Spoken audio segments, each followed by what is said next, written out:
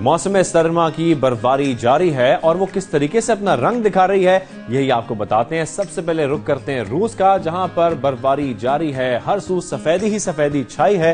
तो हमारे 92 के नुमाइंदे हमें मजीद बता रहे हैं। जी बिल्कुल, रूस में इस वक्त सर्दी अपने रूज पर है। मेरे पीछे आप देख सकते हैं कि अब भी शदीद बर्फबारी जारी है। यहाँ पर मैं ये भी बताता चलूं कि रूस में सख्त सर्दी और शदीद बर्फबारी से निज़ाम जिंदगी में कुछ खास फर्क नहीं पड़ता, जबकि एयरपोर्ट्स इससे जरूर मुतासर होते हैं। 2 रोज पहले मॉस्को के तीनों बड़े एयरपोर्ट्स पर मौसम की खराबी और शदीद बर्फबारी से 70 के करीब परवाजें तखीर का शिकार हुई, जबकि 15 से ज्यादा परवाजों को मनसूख कर दिया गया।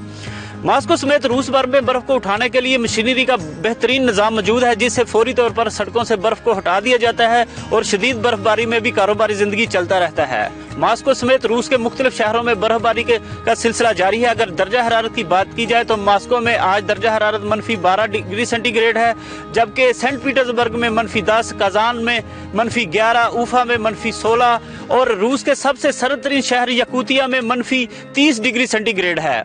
महकमा मौसमियात के मुताबिक अगले चंद रोज में बर्फबारी से सर्दी की शिद्दत में मजीद इजाफे का इम्कान है।